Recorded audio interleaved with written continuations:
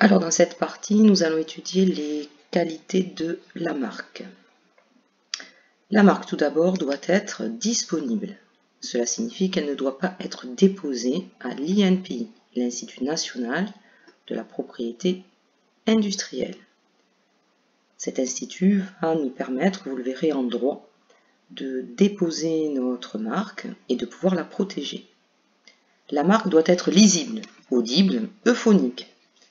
Cela signifie que on doit pouvoir la prononcer facilement, elle doit être agréable à entendre, et ce à l'échelle mondiale si on souhaite développer notre produit ou notre service à l'international. La marque, elle doit aussi évoquer, étonner, suggérer. Le but n'est pas de décrire le produit, mais de déclencher des images mentales positives pour le client. La marque doit être mémorisable. On doit pouvoir la retenir facilement. Enfin, si possible, la marque doit être déclinable. On doit pouvoir l'utiliser éventuellement pour développer d'autres produits, d'autres lignes ou d'autres gammes. C'est le cas par exemple de McDonald's avec Big Mac, McMorning, McChicken. Je vous propose maintenant d'analyser les qualités de la marque Sens, Eat Nomad, concept de restauration rapide développé par les frères Pourcel. Cette marque Sens est disponible, ils l'ont déposée à l'INPI. Est-ce qu'elle est audible, euphonique, lisible? Oui, elle est facile à prononcer, elle est agréable à écouter, Sens. Est-ce qu'elle évoque quelque chose? Oui, les sens, oui, l'odorat, le toucher, elle évoque bien sûr le produit. Est-ce qu'elle est facilement mémorisable? Sens, c'est pas compliqué à retenir. Est-ce qu'elle est déclinable? Les frères Pourcel ont décliné leur restaurant gastronomique Le Jardin des Sens avec leur concept de restauration fast-food, Sens. Ils ont aussi développé sur Montpellier Insensé. La création et le dépôt de la marque. Comment fait-on pour créer une marque? Il y a plusieurs solutions. On peut trouver une marque tout seul. On essaie de trouver, d'associer différents éléments. On peut utiliser les services de l'entreprise spécialisée, par exemple Nomen, qui est un cabinet de marketing qui est spécialisé dans la création des noms. On peut aussi acheter des noms ou un nom à une société spécialisée.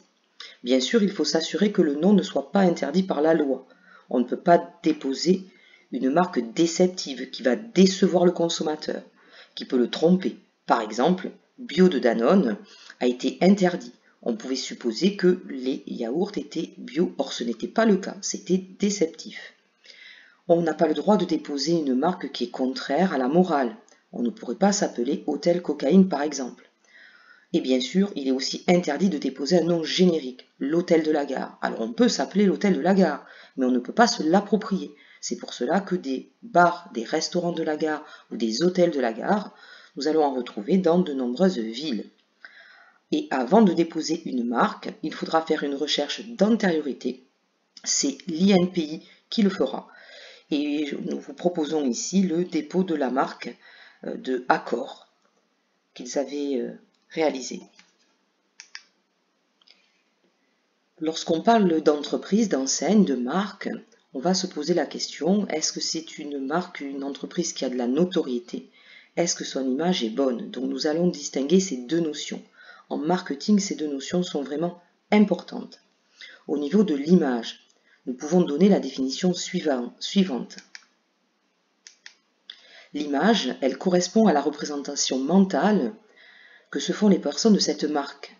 En fait, c'est le fait que les personnes, ils apprécient la marque ou ils ne l'apprécient pas.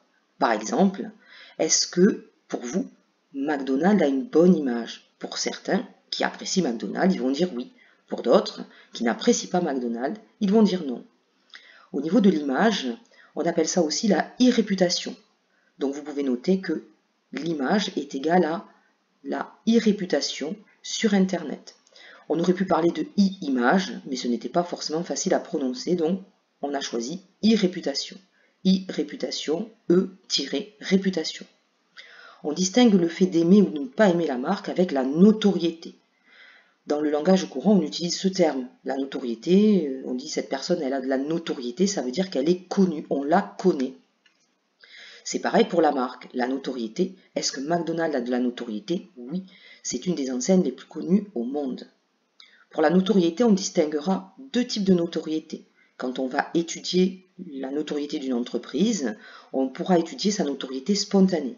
Spontanée, cela signifie que la personne, spontanément, va citer la marque sans que l'on lui donne aucune indication. La première enseigne qui sera citée, on l'appellera le top of mind. La notoriété spontanée est réalisée sous forme de sondage.